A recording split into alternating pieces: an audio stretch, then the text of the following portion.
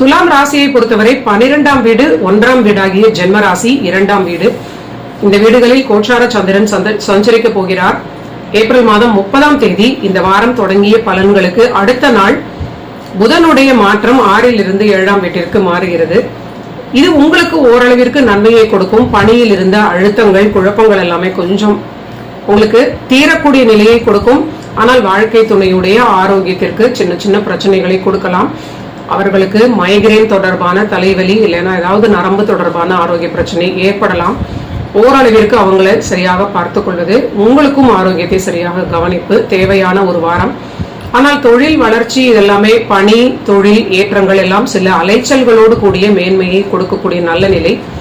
வண்டி வாகனங்களில் செல்லும் பொழுது கண்டிப்பாக ஓரளவிற்கு நீங்க ஒரு நிதானமான மனப்போக்குடன் செல்வது துலாம் ராசிக்கு ஒரு பாதுகாப்பை கொடுக்கும். அஷ்டமாதிபதியான ராசிநாதனாக இருக்கக்கூடிய சுக்கிரன் 8ஆம் வீட்டில் இருப்பது கண்டிப்பாக நிறைய அலைந்து திரிந்து வருமானத்தை அடையக்கூடிய வாரம். ஓரளவிற்கு அதற்கான ஆரோக்கியத்தை நீங்க சரியாக பார்த்து கொள்ள வேண்டும். பணி வளர்ச்சி வருமானம் திருப்தி அளிக்கும். அடுத்தது விருச்சிகத்திற்கு பார்க்கலாம். விருச்சிக ராசியை பொறுத்தவரை உங்களுடைய பாக்யாதிபதி பாதகாதிபதியான சந்திரன் இந்த வாரம் 11, 12 ஜென்மராசி 1ஆம் வீடு இந்த வீடுகளில் சஞ்சரிக்க போகிறார்.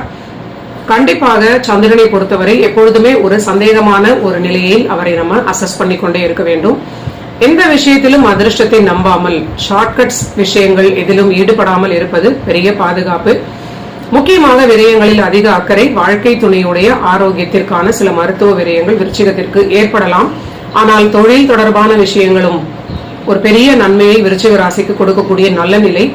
புதிய முதலீடுகள் தொழிலுக்காக செய்யக்கூடிய பிசினஸ்ல இருக்கிற விருச்சிக ராசி நண்பர்கள் நிதானமாக முடிவு செய்வது, எல்லா விஷயங்களிலும் தொழில் விஷயங்களில் சற்று பொறுமையாக யோசித்து முடிவெடுப்பது நன்மை அளிக்கும்.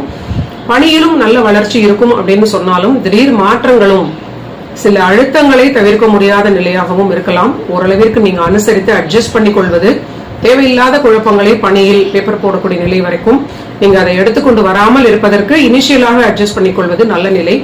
பெண்களால் சிலருக்கு பணியிடத்தில் அதிக குழப்பங்கள் வரலாம். ரொம்ப நிதானமாக பாதுகாப்பாக நீங்க இருப்பது ஒரு நன்மையை கொடுக்கும்.